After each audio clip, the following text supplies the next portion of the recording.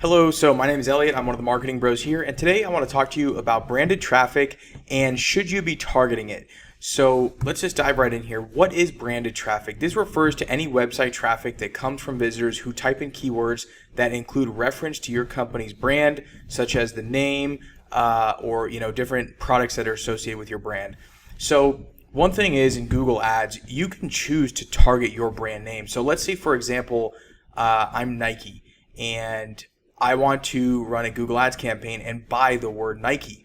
Now, what you have to take into account is this is traffic that you may already be getting because you're going to rank organically for your name, or at least you should. The only reason why you may want to buy your brand name is, number one, you have some excess money and you want to blow it because your brand name should be cheap enough to buy, or your competitors are buying your brand name and you want to make sure that you're at the top of the list. So we work in the legal niche, and a lot of attorneys will actually buy other attorneys' names.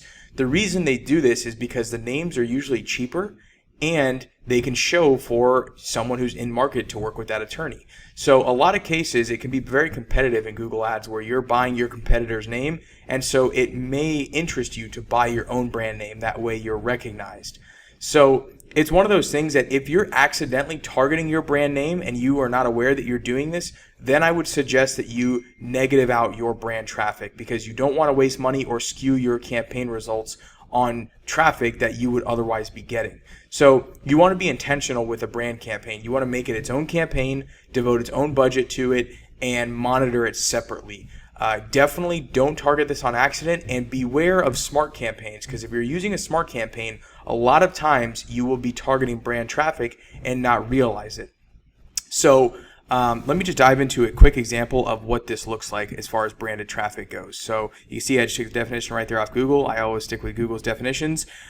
This is an attorney in our local area, Culpeper Curland, and they are currently not buying their brand name. You can see the Google Ads search result here. If I hit enter again, their organic listing is coming up. But if I scroll to the bottom of the page, there are, well, not on this time, but let me refresh it again. There are some ads that are buying their name. This is actually, it looks like a search engine on behalf of them. If I refresh it again, let's see. Like I said, it's pretty competitive, so there's usually different results. Boom. So there's this ad, there's Jeeves Law Group, and there's Ali and Blanker DUI Defense. So this is a pretty poor name brand buy because this is a DUI firm and this is a personal injury firm. But you get the idea. These people are bidding on the name Culpeper Curland, and because they're not very relevant, they're showing at the bottom of the page, but you get the idea. They are trying to steal traffic from Culpeper Curland. Another example of this is Nike. So Nike actually is buying their brand name. I typed in Nike here to Google, and you can see the first listing is an ad, and the second listing is their organic listing. So they would get this traffic regardless, but they're playing on the safe side and hoping that their competitors are not buying their name and they're buying it also. So like I said, if you are going for brand traffic, make sure it's intentional and not accidental. And if it is accidental, definitely solve that problem through negative keywords. I hope you guys enjoyed the video. And if you're interested, you can follow us on Facebook and join our private Facebook group, or follow us on YouTube. I hope to see you in the next one.